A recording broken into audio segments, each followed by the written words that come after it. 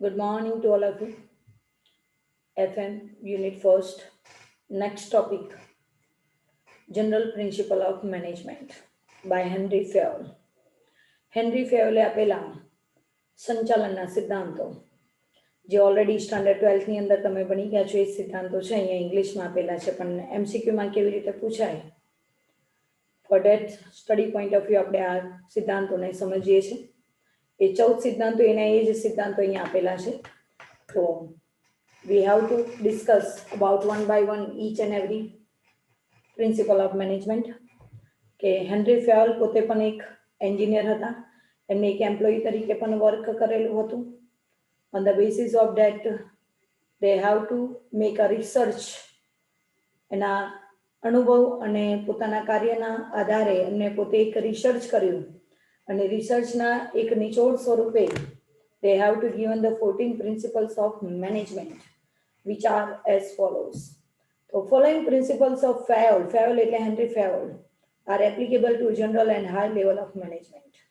એટલે કે હેનરી ફેયોલે આપેલા 14 સિદ્ધાંતો જે જનરલ સામાન્ય કોઈ પણ ઓર્ગેનાઇઝેશનના કોઈ પણ ફિલ્ડની અંદર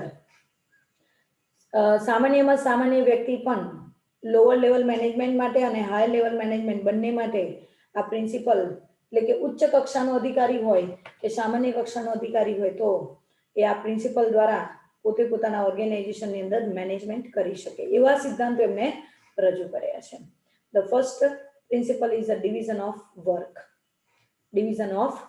એટલે કે કાર્યનું વિશ્લેષણ અકોર્ડિંગ ટુ ધીસ પ્રિન્સિપલ આ પ્રિન્સિપલ પ્રમાણે હેનરી ફેયોલ શું કહેવા માંગે છે તો કે ભાઈ જે કાર્ય છે તમારું વર્ક છે ઓર્ગેનાઇઝેશનની અંદર એ વર્કને તમે અલગ અલગ પાર્ટમાં ડિવાઈડ કરી દો એમ્પ્લોયીના વર્કને અને મેનેજમેન્ટના વર્કને એમ્પ્લોયીના વર્કને જે ડિવાઈડ કરવામાં આવ્યું અલગ કરવામાં આવ્યું એને જ આપણે એડમિનિસ્ટ્રેશન કહીએ છીએ અને મેનેજમેન્ટ એટલે તમારે જે એક મેનેજરિયલ વર્ક તરીકે એક ઓનર તરીકે તમારે જે ડિસિઝન લેવાના હોય ડિસિઝન પાર્ટ તમારે લેવા જોઈએ તો અહીંયા કર્મચારી અને ઉપરી અધિકારી વચ્ચેના બંનેના કાર્યનું વિભાગીકરણ કરી દો એવું આ પ્રિન્સિપલ દ્વારા હેનરી ફેયોલ કહેવા માંગે છે અને division of labour of work દ્વારા જેટલું તમે કાર્યની વહેંચણી કરશો એટલું તમે સ્પેશિયલાઇઝેશનનો બેનિફિટ લઈ શકશો લોકોની આવડતનો લાભ લઈ શકાશે so first of all they have two suggest that in the organization you have to division of work among all the people જેટલા અલગ અલગ પ્રકારના તમારી પાસે એમ્પ્લોઈઝ છે એના નોલેજ એક્સપિરિયન્સ સ્કિલ એ બધાના આધારે એની વચ્ચે કામનું વિભાજન કરી દો તો જો this principle suggests to take the advantage of specialization એટલે કદાચ તમને એમસીક્યુમાં પૂછી શકે કે on the basis of principle of division of work which advantages should we get as a manager તમને કયો બેનિફિટ મળી શકે તો સ્પેશિયલાઇઝેશન દરેક વ્યક્તિ પાસે જે આવડત છે એની ચોક્કસ પ્રકારની આવડત છે સ્કિલ છે એનો બેનિફિટ તમે લઈ શકો manager should apply division of work to all types of activities અને આ જે વર્ક છે એ બધા વચ્ચે વહેંચવાનું કાર્ય તમામ પ્રકારના કાર્યની વહેંચણી એ મેનેજર દ્વારા કરવામાં આવે છે at all levels of management એટલે દરેક પ્રકારના કારણ કે આજે business organisation point of view જોવા જઈએ તો 3 પ્રકારના લેવલ છે બોટમ એટલે કે તળ સપાટી મિડલ મધ્ય સપાટી અને ટોપ એટલે ઉચ્ચ સપાટી આ 3 સપાટીએ ત્રણેય સપાટીએ અલગ અલગ પ્રકારની એક્ટિવિટી અલગ અલગ પ્રકારના કર્મચારીઓ વચ્ચે અલગ અલગ પ્રકારના કાર્યની તમે વહેંચણી કરી દો this provides benefit of specialisation such as અને જો તમે આ ડિવિઝન ઓફ વર્ક કરશો એટલે કે દરેક વ્યક્તિ વચ્ચે એની સ્કિલ પ્રમાણે એની એબિલિટી પ્રમાણે એના સ્પેશિયલાઇઝેશન પ્રમાણે તમે એની આવડત પ્રમાણે કામની વહેંચણી કરશો તો કયા કયા બેનિફિટ મળશે તો એ એમસીક્યુમાં પૂછાય બરાબર છે અલગ અલગ ઓપ્શન આપે એમાંથી તમારે ડિવિઝન ઓફ વર્ક માટેનો જે બેનિફિટ આપ્યો હોય એ તમારે સિલેક્ટ કરવાનો હોય તો કયા કયા બેનિફિટ મળે સ્પેશિયલાઇઝેશન દ્વારા ઇન્ક્રીઝ ઇન પ્રોડક્ટિવિટી ઉત્પાદકતામાં વધારો થાય કારણ કે જે વ્યક્તિને જે કાર્યની આવડત હોય એ પ્રમાણે તમે કામની સોંપણી કરો એટલે બટ નેચર છે સામાન્ય રીતે એની પ્રોડક્ટિવિટી એની ઉત્પાદકતામાં વધારો થાય ઉત્પાદકતા મીન્સ એની વર્ક કરવાની એફિશિયન્સી વધે મોર આઉટપુટ તમને આઉટપુટ પણ વધારે મળશે એન્ડ બેટર ક્વોલિટી ગુણવત્તા પણ સારી મળશે એન્ડ લોઅર કોસ્ટ અને ખર્ચ ઓછામાં ઓછો થાય તો જે ઓર્ગેનાઇઝેશનનો મેનેજમેન્ટનો મેઇન કન્સેપ્ટ છે with lower cost maximum profitability એ પણ તમે અહીંયા અચીવ કરી શકાય ડિવિઝન ઓફ વર્ક દ્વારા. બરાબર છે. તો પહેલો સિદ્ધાંત છે કાર્યની વહેંચણીનો સિદ્ધાંત. એના કયા કયા બેનિફિટ મળે છે? ઉત્પાદકતામાં વધારો થાય, ઉત્પાદનમાં વધારો થાય, ક્વોલિટીમાં વધારો થાય અને કોસ્ટમાં ઘટાડો થાય. બરાબર છે. આ 4 બેનિફિટ તમે ડિવિઝન ઓફ લેબરના પ્રિન્સિપલ દ્વારા અપ્લાય કરી શકો, અચીવ કરી શકાય છે. સેકન્ડ કન્સેપ્ટ છે ઓથોરિટી એન્ડ રિસ્પોન્સિબિલિટી. ઓથોરિટી એટલે સત્તા અને રિસ્પોન્સિબિલિટી એટલે જવાબદારી. જે કાર્ય સોંપવામાં આવ્યું છે એ કાર્ય કરવાનો વિશેષ અધિકાર એને ઓથોરિટી કહેવાય. અને રિસ્પોન્સિબિલિટી જે કાર્ય જેના દ્વારા સોંપાયું છે એ કાર્યને તમારે પર્ટિક્યુલર પોતાની જવાબદારી સમજીને એને અમલમાં મૂકવું. This is known as responsibility. તો હેનરી ફેયોલ એવું કહે છે કે ઓર્ગેનાઇઝેશનની અંદર તમે જ્યારે અલગ અલગ વ્યક્તિઓ વચ્ચે હમણાં જ જોયું ડિવિઝન ઓફ લેબર, જ્યારે કાર્યની વહેંચણી કરો છો તે કાર્યને અમલમાં મૂકવા માટે, એ વર્કને ફૂલફિલ કરવા માટે દરેક પર્સનને એના વર્કના બેઝ ઉપર જે વર્ક છે એની રિસ્પોન્સિબિલિટીને ધ્યાનમાં રાખીને એને ઓથોરિટી પ્રોવાઈડ કરવી જોઈએ, એને સત્તા પણ મળવી જોઈએ, જેથી કરી એ અન્ય વ્યક્તિ પાસેથી કામ લઈ શકે. આ બંને વર્ડ્સ એકબીજા સાથે કોરિલેટેડ છે. જ્યાં ઓથોરિટી હોય ત્યાં રિસ્પોન્સિબિલિટી હોય, સત્તા હોય ત્યાં જવાબદારી હોય, અને જવાબદારી હોય એટલે સત્તા હોય ને વધતા ઓછા અંશે પણ હોય. Without authority responsibility impossible, meaningless. તમારી પાસે ઓથોરિટી છે, રિસ્પોન્સિબિલિટી છે પણ ઓથોરિટી નથી, તો એ જવાબદારીનો કોઈ મતલબ રહેતો નથી. એટલે હેનરી ફેયોલ એવું કહે છે કે તમે જેટલું એમ્પ્લોયીને રિસ્પોન્સિબિલિટી આપો છો તેના વર્કના પરફોર્મન્સ માટે એને જોડે એઝ અ પ્રોપોર્શનેટલી જરૂરિયાત મુજબ એને ઓથોરિટી પણ પ્રોવાઈડ કરવી જોઈએ. જો શું કહે છે, તો authority and responsibility are correlated. બંને એકબીજા સાથે જોડાયેલા છે. બંને એકબીજા સાથે હોય. જ્યાં રિસ્પોન્સિબિલિટી હોય ત્યાં ઓથોરિટી, અને ઓથોરિટી હોય ત્યાં રિસ્પોન્સિબિલિટી હોય. It's a one coin side. એક જ સિક્કાની બે બાજુ સમાન છે. ઓથોરિટી મીન્સ, ઓથોરિટી એટલે શું? તો IMCQમાં પૂછાય, મિનિંગ આપી દીધો હોય ને એના પરથી કયો વર્ડ ઇન્ડિકેટ કરે છે? Authority means right to give order and right to take decision.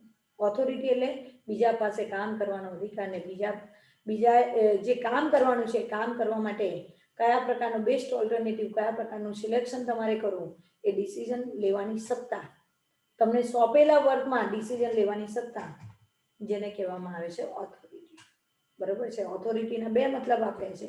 Right to give order એટલે કે બીજા પાસે ઓફિશિયલી કામ કરવા માટેનો હક, અને રાઇટ ટુ ટેક ડિસિઝન, અને એ વસ્તુના રિલેટેડ પોઈન્ટ ઓફ વ્યૂ તમારે નિર્ણય લેવાની પ્રક્રિયા, જેને ઓથોરિટી કહેવામાં આવે છે.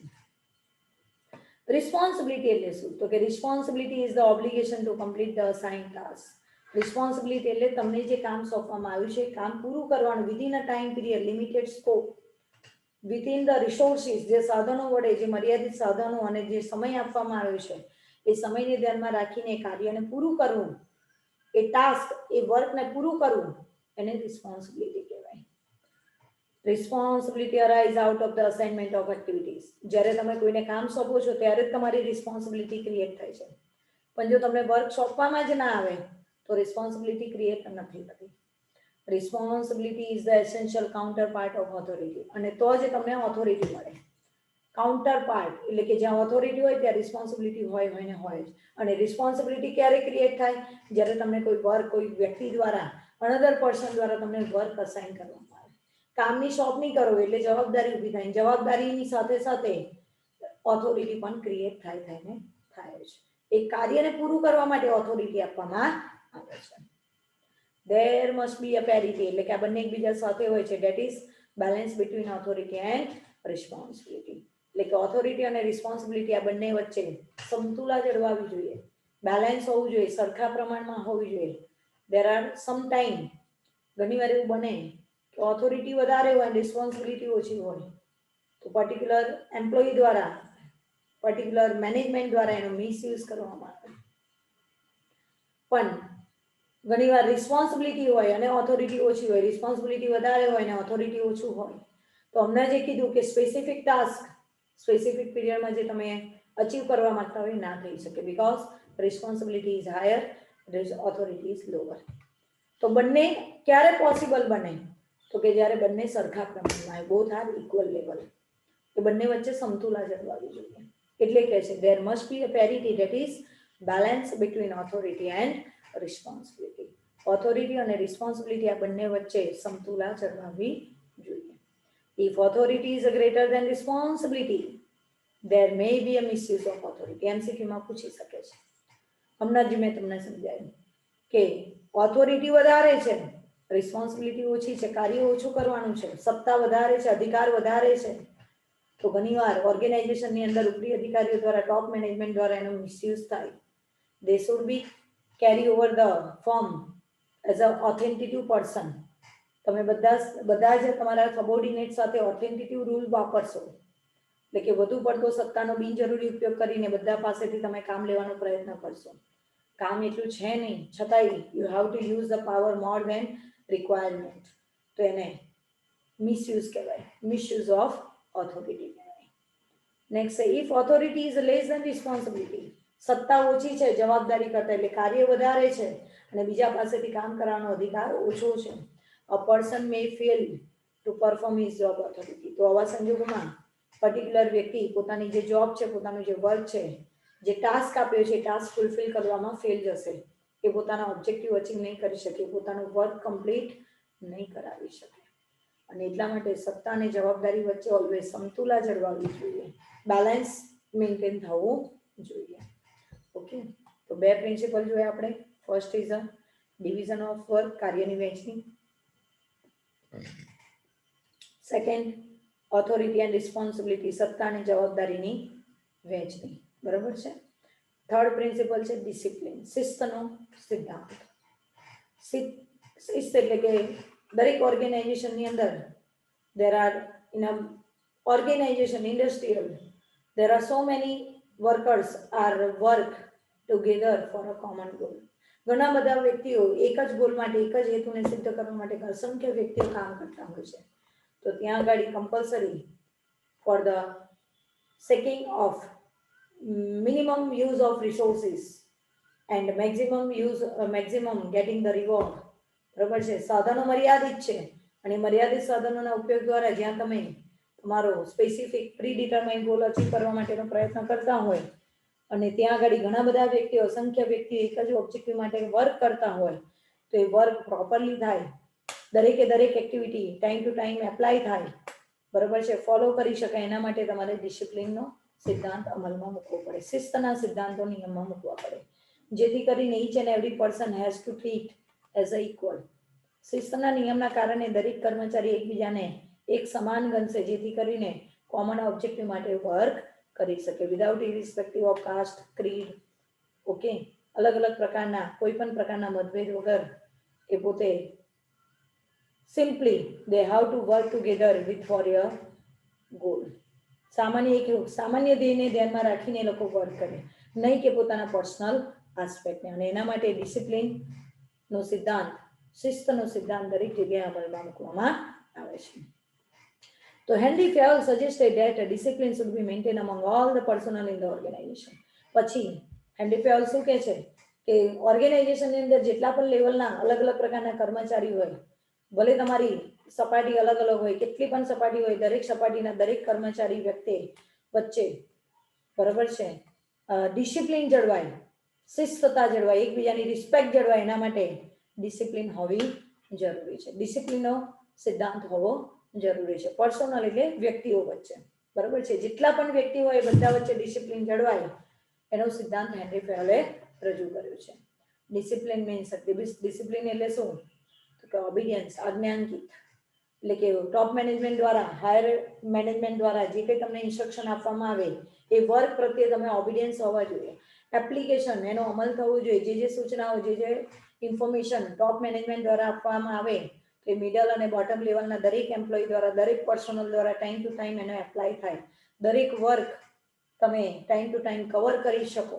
એનર્જી, તમારી જે ફોર્સ છે, વર્ક એનર્જી ફોર્સ છે, એ પ્રોપર ડિરેક્શનમાં યુઝ કરી શકાય. આજે ઘણા બિઝનેસ ઓર્ગેનાઇઝેશનની અંદર એવા ડિસિપ્લિન પોઈન્ટ ઓફ વ્યૂ નિયમો હોય છે કે ભાઈ એક ડિપાર્ટમેન્ટના એમ્પ્લોય બીજા ડિપાર્ટમેન્ટના એમ્પ્લોય સાથે કે એના ડિપાર્ટમેન્ટમાં જઈને કોમ્યુનિકેશન ના કરી શકે, બેસી ન શકે, વાતચીત ના કરી શકે, ગોસિપ ના કરી શકે, બિકોઝ કેમ તો કે અલગ અલગ ડિપાર્ટમેન્ટના લોકો ભેગા થશે તો ઘણીવાર અનનેસેસરી ડિસ્કશન થતી હોય and it's a waste of energy, અને એના કારણે તમારી જે એનર્જી છે એ વેસ્ટ જાય.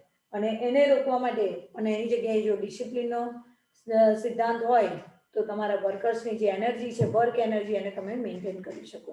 બિહેવિયર એટલે કે એક રિસ્પેક્ટ પોઈન્ટ ઓફ વ્યૂ, એક એમ્પ્લોય બીજા એમ્પ્લોયનો બિહેવિયરલી સ્વભાવની દ્રષ્ટિએ કેવી રીતે તમારે એને રિસ્પેક્ટ આપવું, ભલે ને સામાન્ય કચરોવાળા સ્વીપર કેમ ના હોય પણ એને પણ તમારે સર કે મેમ કહીને બોલાવવા, જેથી કરીને એક હ્યુમન રિસ્પેક્ટ જળવાય.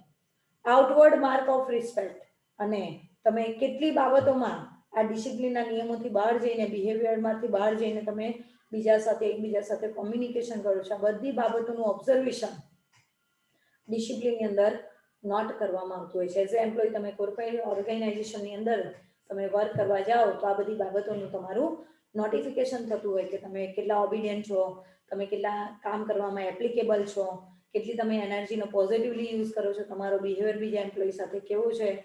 આ બધી જ વસ્તુનું તમે બીજા વ્યક્તિઓને, તમારા ડિપાર્ટમેન્ટ કે તમારા પિયર્સ કે એ સિવાયના બીજા બધા હાયર લેવલના તમારી સાથે કો પિયર્સ, એ બધા સાથે તમે કેવું રિસ્પેક્ટફુલી વાત કરો છો, આ બધી જ બાબતોનું ધ્યાન ડિસિપ્લિનની અંદર લેવામાં આવતું હોય છે. એટલે ડિસિપ્લિન ક્રાઇટેરિયાની અંદર, પ્રિન્સિપલની અંદર આ બધી જ બાબતોનો સ્ટડી કરવામાં આવતો હોય છે. There are 2 types of discipline. આજે બિઝનેસ ઓર્ગેનાઇઝેશનની અંદર જોવા જાવ તો ડિસિપ્લિનને 2 પાર્ટમાં ડિવાઈડ કરવામાં આવે છે. ફર્સ્ટ, સેલ્ફ ઇમ્પોઝ ડિસિપ્લિન, એટલે કે ઘણી ડિસિપ્લિનના રૂલ્સ એવા હોય છે કે જે તમારે તમારી જાત માટે, સ્વજાત માટે ઉપયોગમાં લેવાના હોય છે. જેમ કે ઓબિડિયન્સ, એપ્લિકેશન્સ એન્ડ એનર્જી. કે આજે ઉપરી અધિકારી, ટોપ મેનેજમેન્ટ દ્વારા તમને જે ઇન્સ્ટ્રક્શન આપવામાં આવ્યા હોય તો એ વર્ક તમારે અમલમાં મૂકવું, એ એપ્લિકેશનમાં લીધું. તમે વારંવાર તમને ઇન્સ્ટ્રક્શન આપવામાં આવે છતાંય તમે એને ફોલો ન કરો તો એ તમારી સેલ્ફ ઇમ્પોઝ ડિસિપ્લિન ના કહેવાય. કે આજે કંપનીની અંદર આઈ કાર્ડ પહેરવું, યુનિફોર્મ પહેરવું, પંક્ચ્યુઅલી ટાઈમ ટુ ટાઈમ કંપનીમાં હાજર થવું, આ બધી તમારી સેલ્ફ ઇમ્પોઝ ડિસિપ્લિન છે. ઓનેસ્ટી, પંક્ચ્યુઆલિટી, રેગ્યુલારિટી, તો આ બધા સેલ્ફ ઇમ્પોઝ ડિસિપ્લિન છે જે કંપનીની અંદર દરેક એમ્પ્લોયીએ પોતે પોતાની જાતે મેન્ટેન કરવાના હોય છે. Which comes from within the individual, જે વ્યક્તિએ પોતાની જાત સાથે કેળવવાના હોય છે. એમાં કોઈ વ્યક્તિ તમને શીખવાડી ન શકે, પર્ટિક્યુલર પર્સને પોતાની જાતે એને ઇન્કલ્કેટ કરવાની હોય. એટલે સેલ્ફ ઇમ્પોઝ ડિસિપ્લિન એ ડાયરેક્ટલી પર્ટિક્યુલર ઇન્ડિવિજ્યુઅલ પર્સન સાથે જોડાયેલી ડિસિપ્લિન છે. જ્યારે બીજી છે command discipline, which arise from authority, જે ઉપરી અધિકારીઓ દ્વારા તમને સોંપવામાં આવતી હોય છે, વર્ક રિલેટેડ. અને એ જે તમને સોંપવામાં આવે અસાઇન કરેલી ડ્યુટી, એ within a specific time period તમારી જે વર્ક જોબ છે એને completely within a time, within a perfect ક્વોલિટીથી તમારે એને મેન્ટેન કરવી અને પ્રોવાઈડ કરવી. This is the common discipline. આજે તમે સપોઝ કે કંપનીમાં તમે જોબ માટે ગયા છો, કામ કરવા માટે ગયા છો, તો તમારે જે તમારું વર્ક છે એની પર તમારે કોન્સન્ટ્રેશન કરવું જોઈએ. This is the common discipline. બરોબર છે. વિચ અરાઇઝ ફ્રોમ ઓથોરિટી, જે ઉપરી અધિકારીઓ દ્વારા ક્રિએટ કરવામાં આવે છે. સેલ્ફ ઇમ્પોઝ નથી હોતી, તમારી જાતે અમલમાં નથી મૂકવામાં આવતી, પણ ઉપરી અધિકારીઓ જે સોંપે એ કાર્ય તમારે કરવાનું હોય છે, એ વર્ક તમારે ફોલો કરવાનું હોય છે. It is establish by customs, rules and regulation. જે બિઝનેસ ઓર્ગેનાઇઝેશનની અંદર કયા સ્વરૂપે ડેવલપ થાય છે? કસ્ટમ, રીત રિવાજ સ્વરૂપે, રૂલ્સ એન્ડ રેગ્યુલેશન, નીતિ નિયમોના આધારે એને ડેવલપ કરવામાં આવે છે. એટલે નીતિ નિયમો જે આપવામાં આવે છે ઓર્ગેનાઇઝેશનની અંદર, રૂલ્સ બનાવવામાં આવે છે, એ કોમન ડિસિપ્લિન છે. અને તમારે તમારી જાતે એક હ્યુમન તરીકે તમારે જે ડિસિપ્લિન ક્રિએટ કરવાની છે, બરાબર છે, બિહેવિયરથી માંડીને બધી જ પંક્ચ્યુઅલિટી, રેગ્યુલારિટી, એ બધું એ સેલ્ફ ઇમ્પોઝ ડિસિપ્લિનમાં આવે. એટલે આ પ્રકારની શિસ્તતાનો સિદ્ધાંત તમારે ધ્યાનમાં લેવાનો, તો તમારા ઓર્ગેનાઇઝેશનની અંદર ઇઝીલી તમે શું કરી શકો? મેનેજમેન્ટ કરી શકો. નેક્સ્ટ છે યુનિટી ઓફ કમાન્ડ, હુકમની એક વાક્યતાનો સિદ્ધાંત. જો તમને ખ્યાલ હોય તો એકદમ સિમ્પલ કોન્સેપ્ટ છે. યુનિટી ઓફ કમાન્ડ એટલે શું? હુકમની એક વાક્યતાનો સિદ્ધાંત એટલે શું? તો કે સામાન્ય રીતે બિઝનેસ ઓર્ગેનાઇઝેશનની અંદર જોવા જાવ તો તમને અત્યાર સુધી બનાવ્યું છે કે 3 પ્રકારના લેવલ હોય, 3 પ્રકારની સપાટી હોય, ટોપ, મિડલ અને બોટમ. તો કે ઉપરી અધિકારી મધ્ય સપાટીને જ ઇન્ફોર્મેશન પ્રોવાઈડ કરે, મધ્ય સપાટી નિમ્ન સપાટીના કર્મચારીઓને ઇન્ફોર્મેશન કરે.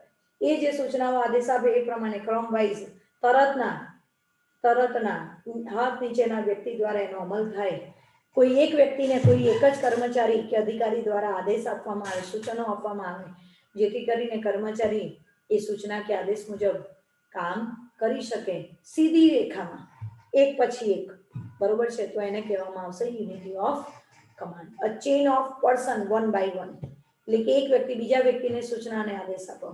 જે મેં તમને કીધું કે ટોપ મેનેજમેન્ટ મિડલ મેનેજમેન્ટ આપે, મિડલ મેનેજમેન્ટ બોટમ મેનેજમેન્ટ આપે, તળ સપાટીને સૂચના અને આદેશ આપે.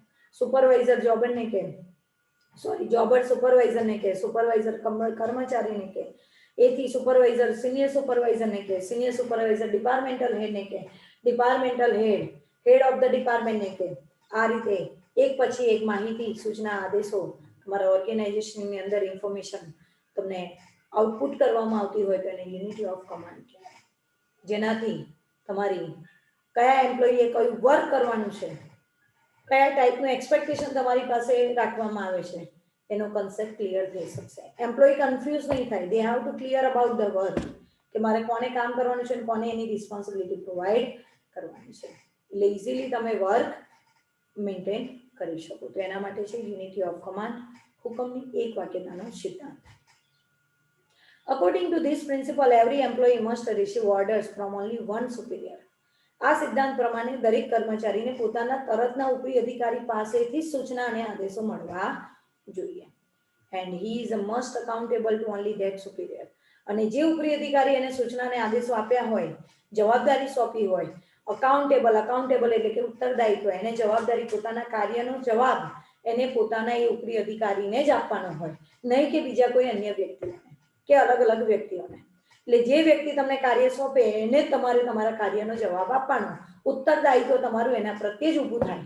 એવા પ્રકારની જે પદ્ધતિ ઓર્ગેનાઇઝેશનની અંદર, એને કહેવામાં આવે યુનિટી ઓફ કમાન્ડ.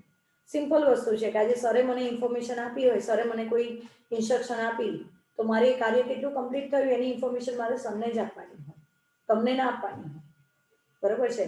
પણ આજે હું તમને વર્ક સોંપું, તમે મને એકાઉન્ટેબિલિટી આપો, ઉત્તરદાયિત્વ, મેં તમને કાર્ય સોંપ્યું, તમે મને જવાબ આપો, મને સરે સોંપ્યું એનું સરને જવાબ આપો. This is the unity of command, બરોબર છે. જેથી કરીને કોઈ કાર્ય ડ્યુઅલ નહીં થાય, કોઈ કાર્ય લેફ્ટ નહીં થાય, અને દરેક એમ્પ્લોયી ને ક્લિયર હશે કે what he want to do. દરેક એમ્પ્લોયીને ખબર પડશે કે મારે શું કરવાનું છે અને કોને જવાબ આપવાનો છે.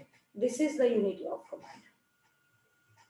In such case, he has the greater feeling of personal responsibility of the result. જો આ રીતે હુકમની એક વાક્યતાનો સિદ્ધાંત દ્વારા કર્મચારીને કાર્યની સોંપણી કરવામાં આવે અને એના કાર્યનો જવાબ આપવામાં આવે, તો દરેક કર્મચારી પોતાની વ્યક્તિગત જવાબદારી સમજીને તમને એનું પરિણામ મળી શકશે. સારામાં સારું રિઝલ્ટ તમે અચીવ કરી શકો છો.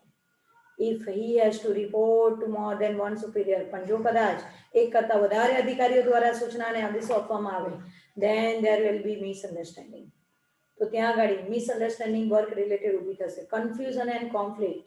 જો એક કરતા વધારે સુપીરિયર હશે, એક જ કર્મચારીને એક કરતા વધારે અધિકારીઓ અલગ અલગ સૂચનાઓને અલગ અલગ કાર્ય માટે આદેશ આપશે, તો ગેરસમજ ઊભી થશે, કન્ફ્યુઝન ઊભું થશે, ગૂંચવણ ઊભી થશે કે કયું કાર્ય કરવું ને કયું કાર્ય ન કરવું. આજે સિમ્પલ વસ્તુ સમજો કે આજે હું તમને એવું કહું કે તમે સ્ટેપનું એક્ઝામ્પલ ગણીને આપો, સર તમને એ જ મોમેન્ટ એવું કે ના તમે એકાઉન્ટનું પરફોર્મન્સ કરીને આપો, એકાઉન્ટનું આટલું વર્ક કરીને આપો, તો બટ નેચરલી છે કે એઝ એ સ્ટુડન્ટ તમે કન્ફ્યુઝ થવાના જ છો, કોન્ફ્લિક્ટ થવાનું જ છે કે કયું વર્ક આ કરીએ, પહેલા આ કરીએ કે પેલું કરીએ.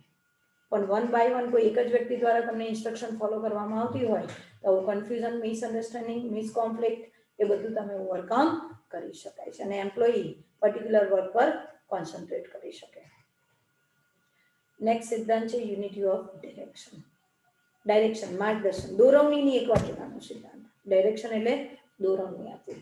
જેવી રીતે યુનિટી ઓફ કમાન્ડ છે કે કોઈ એક જ ઉપરી અધિકારી દ્વારા તમામ કર્મચારીઓને કે એની હાથ નીચેના અધિકારીઓને કાર્ય અંગેની સૂચના અને આદેશો આપવા જોઈએ, તો એવી જ રીતે યુનિટી ઓફ ડિરેક્શન પણ દોરવણીની એક વાક્યતાનો સિદ્ધાંત પણ એવું જ કહેવા માંગે છે કે આજે કર્મચારીને કાર્ય અંગે જો તમારે ગાઈડન્સ આપવાનું હોય, તમારા બિઝનેસ ઓર્ગેનાઇઝેશનની અંદર કોઈ નવી પ્લાન હોય, પોલિસીઝ હોય અને એની ઇન્ફોર્મેશન જો તમારે તમારા કર્મચારીઓને સમજાવવાની હોય, તો કોઈ એક જ અધિકારી દ્વારા કોઈ એક પ્રકારની માહિતી, કાર્યની પદ્ધતિ રજૂ થવી જોઈએ, જેથી કરીને કર્મચારીઓ એને વ્યવસ્થિતપણે સમજી શકે. પણ દરેક વર્ક વખતે નવા ડાયરેક્ટર દ્વારા નવી પદ્ધતિથી એને ઇન્સ્ટ્રક્શન આપવામાં આવે તો સ્વાભાવિક છે કે દરેક કર્મચારીની અન્ડરસ્ટેન્ડિંગ કેપેસિટી એક સરખી નથી હોતી.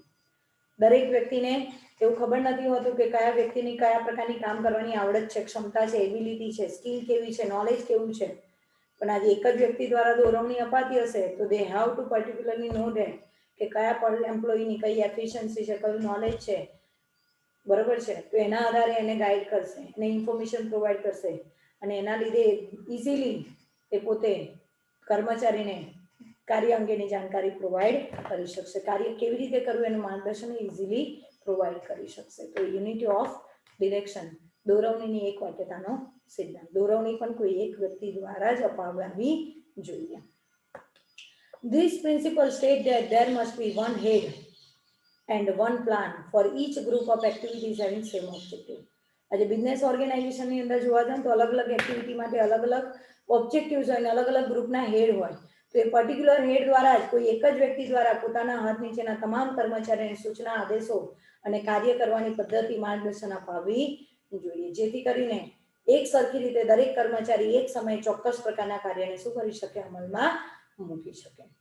Unity of direction provides better coordination among various activities. જો તમારી પાસે યુનિટી ઓફ ડિરેક્શનનો પ્રિન્સિપલ હશે ને તો બધા જ કર્મચારીઓ એકબીજા સાથે સારી રીતે સંકલન સાધી શકશે. ઓકે, નાઉ નેક્સ્ટ પ્રિન્સિપલ છે સેન્ટ્રલાઇઝેશન, કેન્દ્રીકરણનો સિદ્ધાંત. તમે બે શબ્દ બની ગયા છો, સેન્ટ્રલાઇઝેશન અને ડિસેન્ટ્રલાઇઝેશન. કેન્દ્રીકરણ અને વિકેન્દ્રીકરણ. સેન્ટ્રલાઇઝેશન એટલે કે કાર્ય કરવા અંગેના તમામ પ્રકારના નિર્ણયો કોઈ એક જ વ્યક્તિના હાથમાં હોય. કહેતા મોટા મોટા ઓર્ગેનાઇઝેશનની અંદર જોવા જાવ તો બધા ડિસિઝન પર્ટિક્યુલરલી ટોપ મેનેજમેન્ટ પાસે જ હોય. ટોપ મેનેજમેન્ટ કે એટલું જ વર્ક તમે કરી શકો તો એવા પ્રકારની સિસ્ટમ જે ઓર્ગેનાઇઝેશનમાં હોય તેને સેન્ટ્રલાઇઝ સિસ્ટમ કહેવાય. જ્યારે ડિસેન્ટ્રલાઇઝ સિસ્ટમ એટલે કે કાર્ય વચ્ચે દરેક અલગ અલગ વિભાગીય અધિકારીઓ વચ્ચે જરૂરિયાત મુજબ દરેકને કાર્યની સાથે સાથે સત્તાની સોંપણી કરી દેવી, જેથી કરીને પોતે પોતાના ડિસિઝન લઈ શકે, વર્ક રિલેટેડના ડિસિઝન લઈ શકે, એને ડિસેન્ટ્રલાઇઝેશન કહેવાય. તો બે કન્સેપ્ટ છે અહીંયા, સેન્ટ્રલાઇઝ અને ડિસેન્ટ્રલાઇઝ, કેન્દ્રીકરણ અને વિકેન્દ્રીકરણનો સિદ્ધાંત. કેન્દ્રીકરણ ક્યાં હોવું જોઈએ તો કે આજે બિઝનેસ ઓર્ગેનાઇઝેશનના ડેવલપમેન્ટ માટેના કે નવા કોઈ પ્લાન, પોલિસી, પ્રોજેક્ટ કેવી રીતે અમલમાં મૂકવા, બરાબર છે, કે economic development point of view તમારે ડિસિઝન લેવાના હોય તો એના માટે સેન્ટ્રલાઇઝ હોવું જોઈએ અને એ બધા ડિસિઝન ટોપ મેનેજમેન્ટ દ્વારા લેવાવા જોઈએ. જ્યારે ડિસેન્ટ્રલાઇઝેશન તો મિડલ લેવલ અને બોટમ લેવલે ડિસેન્ટ્રલાઇઝેશન સિસ્ટમ હોવી જોઈએ, જેથી કરીને તમારા લોંગ પીરિયડ ઓફ ટાઈમના જે ટાસ્ક છે, ઓબ્જેક્ટિવ્સ છે, એ તમે બધાની વચ્ચે વહેંચણી કરીને અલગ અલગ સત્તા અને કાર્યની સોંપણી કરીને ઇઝીલી તમે એને શોર્ટ પીરિયડની અંદર અચીવ કરી શકો. એટલે કાર્યને જે અમલમાં મૂકવાનું હોય ત્યાં ડિસેન્ટ્રલાઇઝેશન હોવું જોઈએ અને જે ડિસિઝન મેકિંગ પાવર લેવાના હોય તો ત્યાં આગળ સેન્ટ્રલાઇઝ સિસ્ટમ હોવી જોઈએ. તો એ તમારે એઝ એ ઓર્ગેનાઇઝેશન મેનેજમેન્ટ તમારે નક્કી કરવાનું કે ક્યાં સેન્ટ્રલાઇઝ, કયા લેવલ સુધીનું કેટલું સેન્ટ્રલાઇઝ હોવું જોઈએ અને કઈ એક્ટિવિટી માટે ડિસેન્ટ્રલાઇઝેશન હોવું જોઈએ. Everything which goes to increase the importance of subordinates role is a decentralized. બરોબર છે. જ્યાં આગળ તમારો સબોર્ડિનેટ એટલે કે તમારા તાબેદારો, તમારા હાથ નીચેના દરેક કર્મચારી તમારા એક્ટિવિટીમાં ડિસિઝન લઈ શકે, એટલે કે ધીમે ધીમે એમની પાસે કાર્યની સત્તા વધતી જાય તમારા હાથ નીચેના અધિકારીઓ પાસે, તેને ડિસેન્ટ્રલાઇઝેશન કહેવામાં આવે. And everything which goes to reduce it is centralise. અને જેમ જેમ તમે ઉપરી તરફ જતા જાઓ તેમ તેમ એ તમારા કાર્યનું તમે વહેંચણી ઓછા પ્રમાણમાં કરો, બરોબર છે, કાર્યનો ભાર તમે તમારી પાસે રાખો તો એને સેન્ટ્રલાઇઝ કહેવાય. એટલે જેમ જેમ કાર્યની વહેંચણી થતી જાય, નીચેની તરફ કાર્યની વહેંચણી થતી જાય તો એને ડિસેન્ટ્રલાઇઝેશન કહેવાય. અને સપાટીની દ્રષ્ટિએ જેમ જેમ ઉપરની તરફ જાઓ તો એ કાર્ય ઓછું થતું જાય, કાર્યની વહેંચણી ઓછી થતી જાય તો એને સેન્ટ્રલાઇઝેશન કહેવાય. The management should decide the degree of centralized or decentralization in such a way that it can obtain best result at a lowest cost. કીધું ને કે એક જ ઓર્ગેનાઇઝેશનની અંદર તમારે મેનેજમેન્ટની અંદર તમારે સેન્ટ્રલાઇઝેશન સિસ્ટમ રાખવી છે કે ડિસેન્ટ્રલાઇઝેશન સિસ્ટમ, એનું પ્રમાણ કેટલું રાખવું છે એનો આધાર એ તમારે તમારા બિઝનેસ ઓર્ગેનાઇઝેશનની અંદર તમે કેવા પ્રકારના રિઝલ્ટ અચીવ કરવા માંગો છો, કેટલી ઓછામાં ઓછી કોસ્ટથી તમારું પરફોર્મન્સ, બેસ્ટ પરફોર્મન્સ તમે અચીવ કરવા માંગો છો, એના આધારે તમારે નક્કી કરવાનું.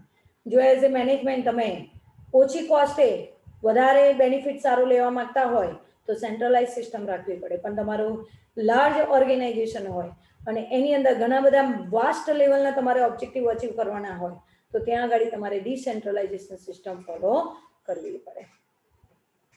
The degree of decentralization depends upon the personal character of manager, reliability of subordinate and the condition of business. એટલે કે જો તમારે ડિસેન્ટ્રલાઇઝેશન સિસ્ટમ પ્રિન્સિપલ ફોલો કરવો હોય તો ડિસેન્ટ્રલાઇઝેશન ક્યારે ઉપયોગમાં લેવાય તો કે જે વ્યક્તિને તમે રિસ્પોન્સિબિલિટી સોંપવા જઈ રહ્યા છો એ પર્સનલ કેરેક્ટર ઓફ મેનેજમેન્ટ પર આધાર રાખે છે. એટલે કે એ કયા પ્રકારનો એ વ્યક્તિ કેવો છે, નોલેજેબલ વ્યક્તિ છે, સ્કિલફુલ વ્યક્તિ છે, રિસ્પોન્સિબલ વ્યક્તિ છે, તો એને ધ્યાનમાં રાખીને તમારી ઓથોરિટીનું ડિસેન્ટ્રલાઇઝેશન થવું જોઈએ. રિલાયબિલિટી ઓફ સબોર્ડિનેટ, બરોબર છે, તમને જેને તમે રિસ્પોન્સિબિલિટી સોંપો છો તેની પર તમને ભરોસાપાત્ર વ્યક્તિ હોવો જોઈએ. એ તમારા બિઝનેસ ઓર્ગેનાઇઝેશનના જે હિડન આસ્પેક્ટ છે કે જે તમારા રૂલ્સ રેગ્યુલેશન છે કે જે તમારા સિક્રેટ મેટર્સ છે તો એ તમે પ્રિઝર્વ કરી શકે એવું હોવું જોઈએ. તમને વિશ્વાસ આવે એવો હોવો જોઈએ કે તમારા ઓર્ગેનાઇઝેશનની વિરુદ્ધમાં જઈને કોઈ ડિસિઝન નહીં લે, એવો રિલાયબલ હોય, ભરોસાપાત્ર હોય, એને તમે ડિસેન્ટ્રલાઇઝ કરી શકો. And the condition of business, તમારા બિઝનેસની પોઝિશન કેવી છે કે તમે વધારે એક્સપેન્સ કરી શકે એમ હોય તો તમારે અલગ અલગ, કારણ કે જેટલું તમે ડિસેન્ટ્રલાઇઝેશન કરશો એટલા તમારા બિઝનેસ ઓર્ગેનાઇઝેશનની અંદર સુપિરિયરિટી, ઉપરી અધિકારીઓનું પ્રમાણ વધશે અને એની સાથે એના એક્સપેન્સીસ પણ વધે. તો એ તમારા બિઝનેસની કન્ડિશન કેવી છે તો એ પ્રમાણે તમારે સેન્ટ્રલાઇઝ કે ડિસેન્ટ્રલાઇઝ સિસ્ટમને કન્સિડર કરી શકાય. એટલે કે આ 3 પરિબળોના આધારે ડિસેન્ટ્રલાઇઝ સિસ્ટમ નક્કી કરી શકાય. જો બિઝનેસની કન્ડિશન સારી હોય, particular personal character, manager point of view A reliable હોય અને ભરોસાપાત્ર હોય, નોલેજેબલ, સ્કિલ પર્સન હોય તો તમે મેનેજમેન્ટ તમારી એક્ટિવિટીનું ડિસેન્ટ્રલાઇઝેશન કરી શકે. So it may vary according to the needs of situation or circumstance of the case. એટલે સેન્ટ્રલાઇઝેશન હશે કે ડિસેન્ટ્રલાઇઝેશન હશે એ વેરી હશે, ચેન્જ થશે. શાના આધારે તો કે તમારા બિઝનેસ ઓર્ગેનાઇઝેશનની સિચ્યુએશન અને સર્કમસ્ટન્સીસ એને ધ્યાનમાં રાખીને તમારા ઓર્ગેનાઇઝેશનમાં સેન્ટ્રલાઇઝેશન રહેશે કે ડિસેન્ટ્રલાઇઝેશન એ તમે ડિસાઇડ કરી શકો. ઓકે, નાઉ નેક્સ્ટ પ્રિન્સિપલ છે સ્કેલર ચેઇન. સ્કેલર ચેઇન એટલે કે રૈખિક સાંકળનો સિદ્ધાંત. રૈખિક સાંકળનો સિદ્ધાંત એટલે તરતના ઉપરી અધિકારી દ્વારા એક પછી એક માહિતી કે તમારું વર્ક અસાઇન કરવામાં આવે તો એને રૈખિક સાંકળનો સિદ્ધાંત કહેવામાં આવે, સ્કેલર ચેઇન. બરાબર છે. તો henry fail suggested that there should be a scalar chain of authority. Henry fail શું કહે છે કે જ્યારે તમે તમારા ઓર્ગેનાઇઝેશનની અંદર અલગ અલગ વ્યક્તિઓને રિસ્પોન્સિબિલિટી સોંપો છો તો એ પ્રમાણે તમારી ઓથોરિટી પણ સ્કેલર ચેઇન પ્રમાણે, રૈખિક સાંકળ પ્રમાણે તમારાથી ઉપરી અધિકારી પાસે વધારે ઓથોરિટી હોય એવી જ રીતે એનાથી ઉપરી અધિકારી પાસે વધારે ઓથોરિટી હોય. એક સામાન્ય સુપરવાઇઝર હોય, ગ્રુપ હેડ હોય, બરાબર છે, ગ્રુપ લીડર હોય, એની પાસે જે ઓથોરિટી હોય એના કરતાં તમારા બધા ગ્રુપના લીડર હોય, બરાબર છે, મેઇન ગ્રુપ લીડર હોય એની પાસે ઓથોરિટી વધારે હોય, એના કરતાં સુપરવાઇઝર પાસે ઓથોરિટી હોય વધારે હોય, એના કરતાં સિનિયર સુપરવાઇઝર પાસે ઓથોરિટી હોય વધારે. તો આ પ્રમાણે સ્કેલર ચેઇન એક પછી એક અથવા ઉપરી ક્રમમાં ઉતરતા અથવા તો ચડતા ક્રમમાં તમને ઓથોરિટીનો પ્રવાહ જોવા મળે એને સ્કેલર ચેઇન કહેવામાં આવે. It suggest that each communication going up, બરાબર છે, અહીંયા એવું માની લેવામાં આવે છે કે દરેક માહિતીનો પ્રવાહ હંમેશા માટે ગોઈંગ અપ, નીચેથી ઉપર તરફનો અને ઉપરથી નીચે તરફનો, going up or coming down should pass through the line of authority. આ રૈખિક સાંકળના સિદ્ધાંત મુજબ ઉપરી સંચાલકો દ્વારા જે માહિતી હોય તરફના નીચેના અધિકારીઓ દ્વારા અને એના પછીના નીચેના અધિકારીઓ દ્વારા આ રીતે સામાન્ય કર્મચારી સુધી પહોંચે છે. અને સામાન્ય કર્મચારીની જે માહિતી હોય, આદેશ હોય, સૂચના હોય કે રજૂઆત હોય એ એના તરતના ઉપરી અધિકારી દ્વારા છેક સુધી ઉપરી અધિકારીઓ સુધી એ માહિતી પહોંચાડવામાં આવતી હોય છે. તો એને સ્કેલર ચેઇન કહેવામાં આવે. The chain should be broken only when there is urgency of immediate action. આ જે રૈખિક સાંકળનો સિદ્ધાંત છે એનો તમે ભંગ કરી શકો છો. એને ઇન બિટવીન તમે એનો એ ચેઇન તોડીને બીજા કોઈ પણ વિભાગની અંદર તમે કોમ્યુનિકેશન કરી શકો છો અથવા તમે ઇન્ફોર્મેશનને ઇમ્પાર્ટ કરી શકો છો. ક્યારે? Only in the emergency case. જો કોઈ એવી તાત્કાલિક ઓર્ગેનાઇઝેશનમાં કોઈ એવી પરિસ્થિતિ ઊભી થાય કે જેમાં તમારે આ સ્કેલર ચેઇન દ્વારા ઇન્ફોર્મેશન આપવી ઇમ્પોસિબલ હોય ત્યારે તમારે એનો ભંગ કરીને ગમે તે રીતે તમે માહિતી આપી શકો, but only in the emergency, urgency case, બરાબર છે. It is called gang plan, બરાબર છે. એને કહેવામાં આવે જ્યારે તમે અર્જન્સીના સમયે નહીં પેલું કહેતા બસમાં સંકટ સમયની બારી તો પાછલો કાચ તોડી નાખો, પણ તમે રોજ તોડી નાખો તો ના ચાલે. તો એ જે સંકટ સમયે તમે આ સ્કેલર ચેનનો ભંગ કરો છો એને ગેંગ પ્લાન કહેવાય. એમાંય પાછું ગ્રુપ હોય કે કયું ગ્રુપ કેવી રીતે કોને ઇન્ફોર્મેશન આપશે, જેથી કરીને ઇઝીલી દરેક વ્યક્તિને અર્જન્સીના પીરિયડમાં પણ તમે ઇન્ફોર્મેશન કન્વે કરી શકો. એટલે સ્કેલર ચેનનો સિદ્ધાંત એ ડાયરેક્ટલી કોમ્યુનિકેશન સિસ્ટમ સાથે જોડાયેલો છે કે તમારા બિઝનેસ ઓર્ગેનાઇઝેશનની અંદર કેવી રીતે તમે માહિતી સંચારની લેવડ દેવડ ઇઝીલી કરી શકો છો. તેનો ડાયાગ્રામેટિક આપ્યું છે, જો સમજૂતી માટે અહીંયા ઉપર આપ્યું છે એ કે સપોઝ કે ઇન્ફોર્મેશનનો ફ્લો સૌથી પહેલી શરૂઆત તમારી એથી શરૂઆત થાય છે, બરાબર છે. કે એ નામનો પર્સન તમારી ઇન્ફોર્મેશનની શરૂઆત કરે છે. તો સમજો એથી બી, બીથી સી અને સીથી ડી. એ જ રીતે સામે નીચેથી ઉપર તરફનો કે માની લો કે ડી નામનો વ્યક્તિ ડી નામનો વ્યક્તિ